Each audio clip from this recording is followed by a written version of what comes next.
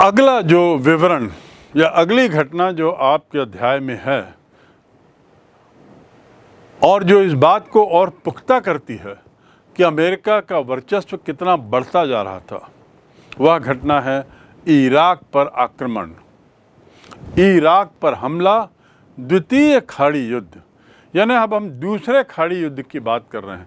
पहला खाड़ी युद्ध कौन सा था? 1990 का, जिसमें ऑपरेशन डेजर्ट स्टॉर्म हुआ था। दूसरा उदाहरण हमने क्या देखा? 1998 का, जिसमें ऑपरेशन इनफाइनाइट रीच का चर्चा हुई थी। तीसरा उदाहरण हमने क्या देखा? 9/11 की प्रतिक्रिया। और चौथा उदाहरण अब यहाँ आते हैं, द्वितीय खाड़ी युद्ध। द्वितीय खाड़ी युद्ध क्या था? लोग वही, अमेरिका और इराक, लेकिन घटनाक्रम कुछ दूसरा। और जहाँ पूर्व की घटना की यदि हम बात करते हैं कि चाहे वो पहला खाड़ी युद्ध हो, पहला खाड़ी युद्ध क्यों हुआ? कुवैत पर इराक के द्वारा कब्जे की प्रतिक्रिया के रूप में, ठीक। 1998 का ऑपरेशन इनफाइनाइट रीच क्यों हुआ? अमेरिका द्वारा उसके दूतावासों पे हमले की प्रतिक्रिया में। 9/11 के बाद जो आतंकवादियों पर हमले किए गए, वो 9/11 की प्रतिक्रिया में, अमेरिका पर हमले की प्रतिक्रिया में। अब ये जो चौथी लड़ाई है या चौथा जो घटना है, चौथी घटना जिसे द्वितीय खाड़ी युद्ध कह रहे हैं, वो घटना कुछ अलग ढंग की है, कुछ अलग तरीके की है। इसमें क्या हुआ था? पहले हम घटना को थोड़ा जान लें कि क्या हुआ था। 2003, ये घटना कब की है? 2003 की, यानी 9/11 के 2 वर्ष बाद 19 मार्च अमेरिका ने ऑपरेशन इराकी फ्रीडम के नाम से इराक पर हमला किया। इस ऑपरेशन का क्या नाम है? Operation Iraqi Freedom. पहले वाले ऑपरेशन का क्या नाम था? Operation Desert Storm. ये नाम जरूर याद रखें। आपकी परीक्षा में कई बार ये पूछा जाता है कि ऑपरेशन डेजर्ट स्टॉर्म कब और क्यों हुआ था, परिणाम लिखें। तो आपको स्पष्ट होना चाहिए कि डेजर्ट स्टॉर्म मतलब 2001, इराकी फ्रीडम यानी 2003। तो अब ये देखिए, जो नाम ही बताता है इराकी फ्रीडम, यानी इराक को स्वतंत्र करने के लिए, इराक को स्वतंत्र करने के लिए लड़ाई अमेरिका ने शुरू की।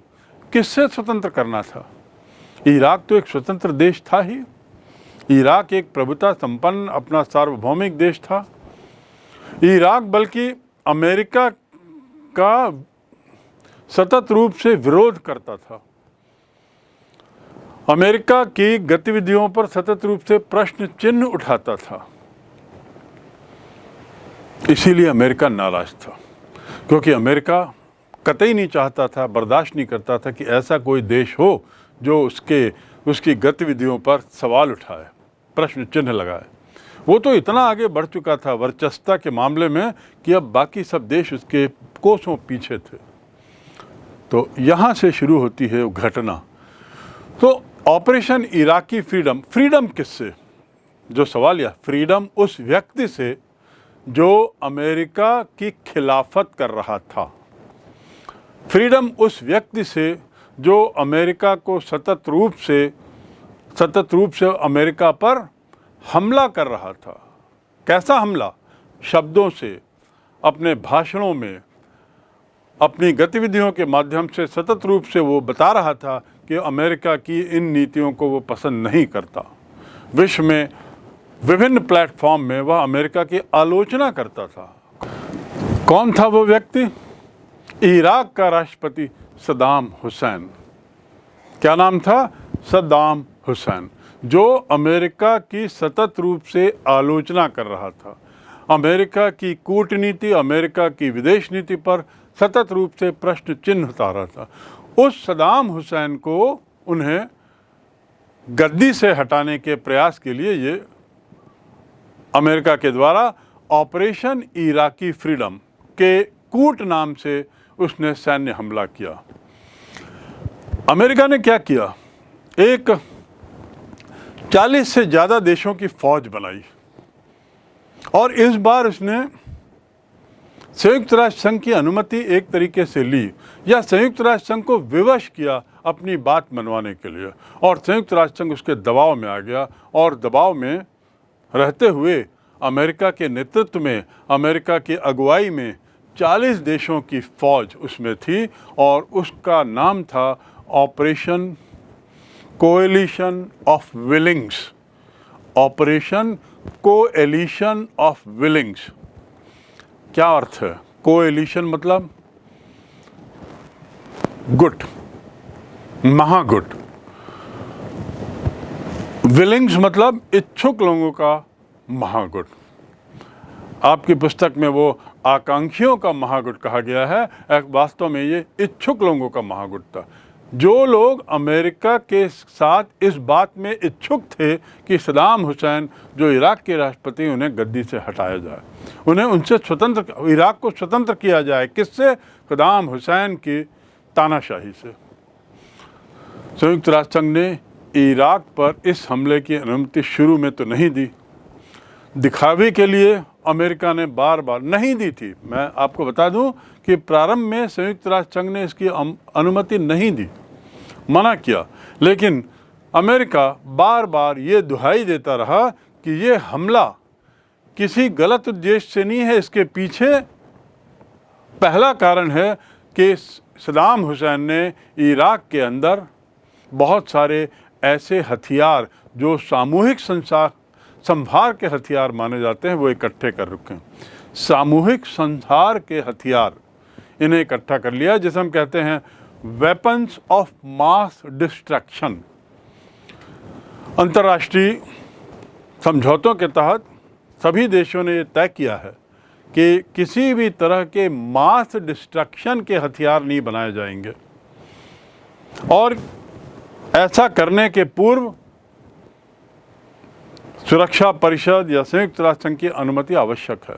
मास डिस्ट्रक्शन का अर्थ एक हमले में जिसमें हजारों लोग मारे जाएं, जो केमिकल वेपन्स होते हैं या परमाणु बम होते हैं आदि आदि, ये आते हैं वेपन्स ऑफ मास डिस्ट्रक्शन में।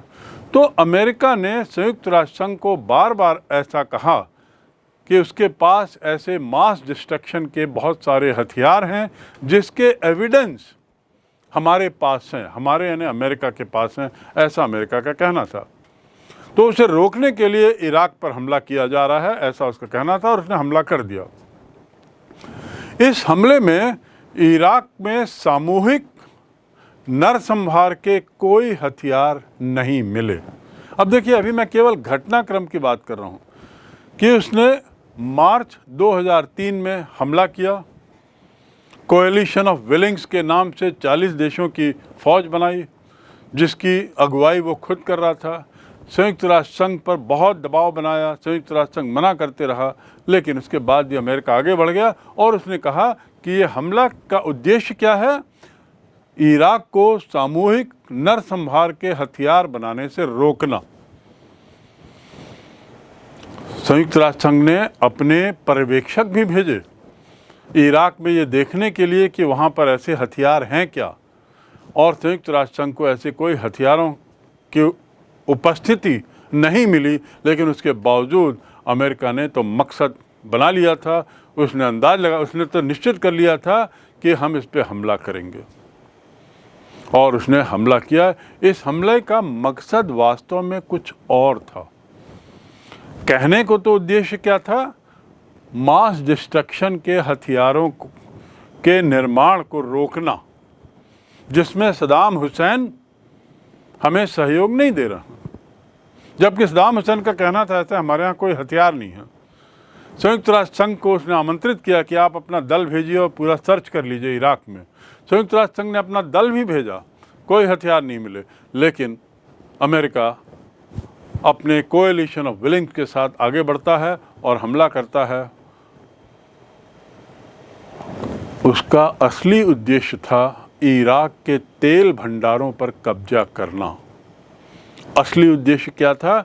इराक के तेल भंडारों पर कब्जा करना और इराक में सद्दाम हुसैन को हटाकर अपने पसंद की सरकार, पिछलग्गू सरकार, ऐसी सरकार जो उसकी कठपुतली का काम करे, उसे स्थापित करना।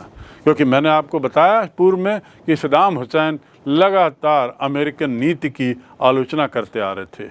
वे एक ऐसे नेता बन के उभर रहे थे जो अमेरिका को सतत रूप से विरोध कर रहा था, उनकी नीतियों का।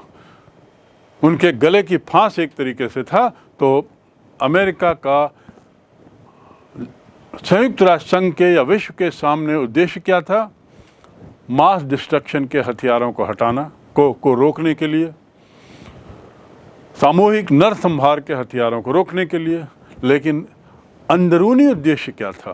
पहला, तेल भंडारों पर नियंत्रण पाने में सफल होना, क्योंकि उस समय पेट्रोल की कीमतें बहुत ज़्यादा हो रही थी और पेट्रोल के भंडार उस समय की एनर्जी क्राइसिस को देखते हुए बहुत महत्वपूर्ण थे। और दूसरा कारण, अपने पसंद की सरकार बैठाना।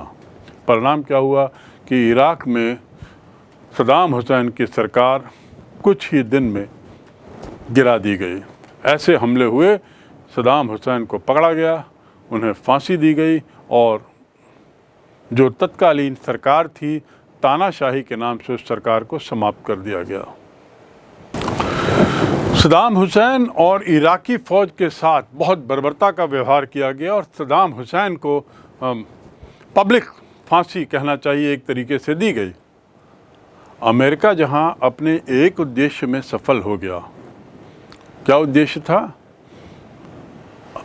एक सरकार को हटाना, तथाकथित तानाशाह को हटाना, लेकिन अपने दूसरे उद्देश्य में सफल नहीं हो पाया है। और दूसरा उद्देश्य क्या था कि उस क्षेत्र में शांति बनाए रखने में योगदान देना। आज भी वहाँ अशांति बनी हुई है। इराक में अमेरिका के खिलाफ एक पूरा जन विद्रोह भड़क उठा, क्योंकि लोगों को बाद में पता लग गया कि अमेरिका का वास्तविक उद्देश्य नरसंहार के हथियारों को रोकना नहीं था, वो तो एक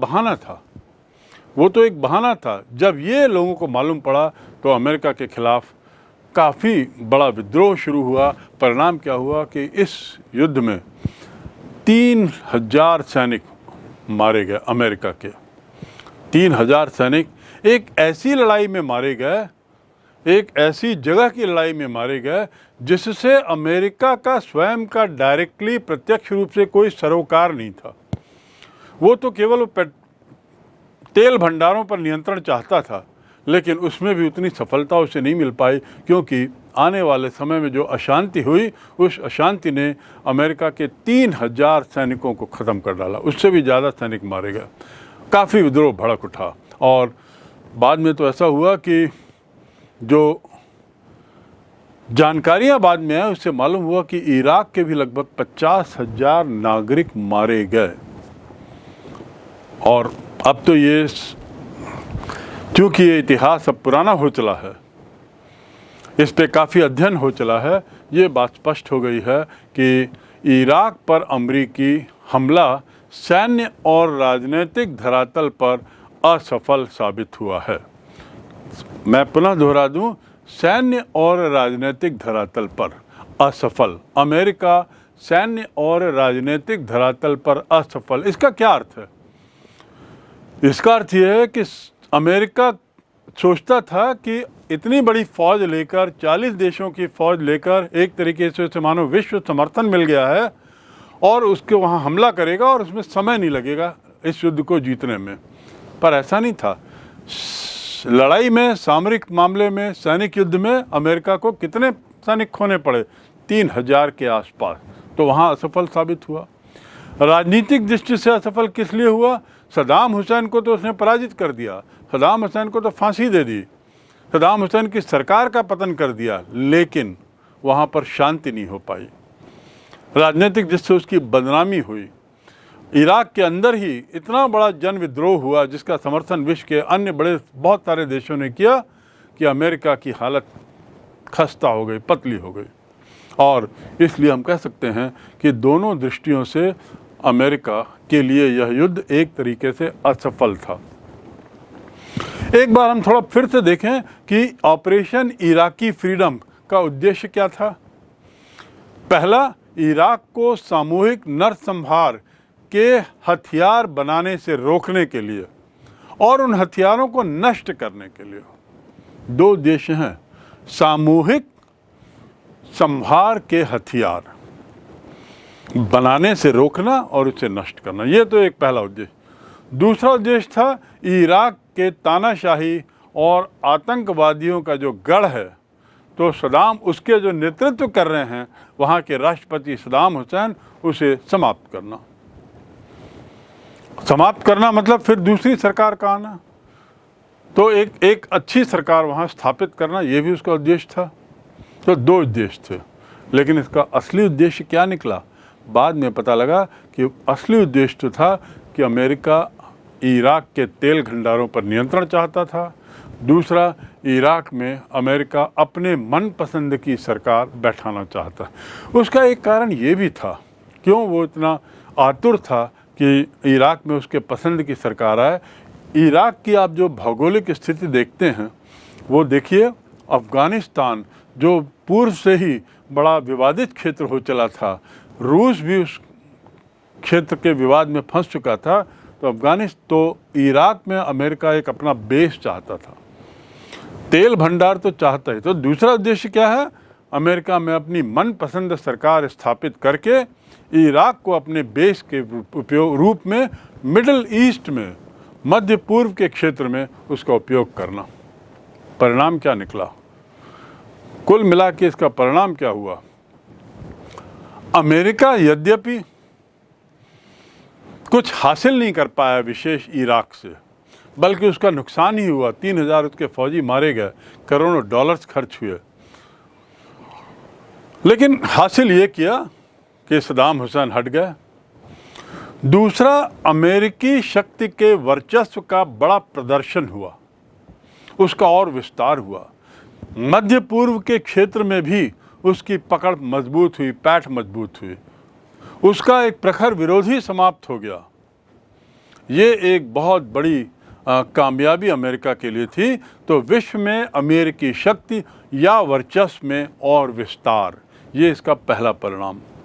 दूसरा परिणाम, अमेरिका ने संयुक्त राष्ट्र संघ की बात न मान करके विश्व को पुनः दिखा दिया कि संयुक्त राष्ट्र संघ भी अमेरिका की कठपुतली है, संयुक्त राष्ट्र संघ भी अमेरिका की पकड़ में है। सोचिए, संयुक्त राष्ट्र संघ जिसमें लगभग दुनिया के सभी देश उसके सदस्य हैं, ये सभी देश इसके खिलाफ रहते हुए भी अमेरिका का कुछ नहीं बिगाड़ कर पाए, उसका विरोध नहीं कर पाया।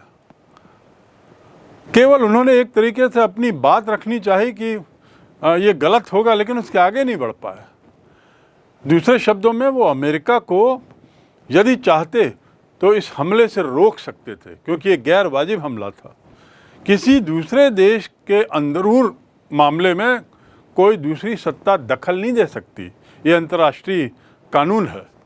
लेकिन यहाँ अमेरिका ने वो भी 40 देशों की फ़ौजों के साथ उस पर हमला कर दिया, तो ये गलत था। तो पर यह साबित हुआ, इसका परिणाम दूसरा ये निकला कि अमेरिका ने संयुक्त राष्ट्र संघ की बात न मान करके विश्व को दिखा दिया कि संयुक्त राष्ट्र संघ भी उसकी कठपुतली, और दूसरे शब्दों में संयुक्त राष्ट्र संघ जिस उद्देश्य से बना है वह अब अपने उद्देश्यों को पाने में असफल है। तीसरा, इसके बाद अमेरिका की शक्ति और बढ़ गई। क्यों? क्योंकि चौथा परिणाम, सदाम हुसैन जो उसके प्रखर विरोधी थे, उन्हें गद्दी से हटा दिया गया। तो अब मिडिल ईस्ट के क्षेत्र में भी अमेरिका की पहुंच बन गई।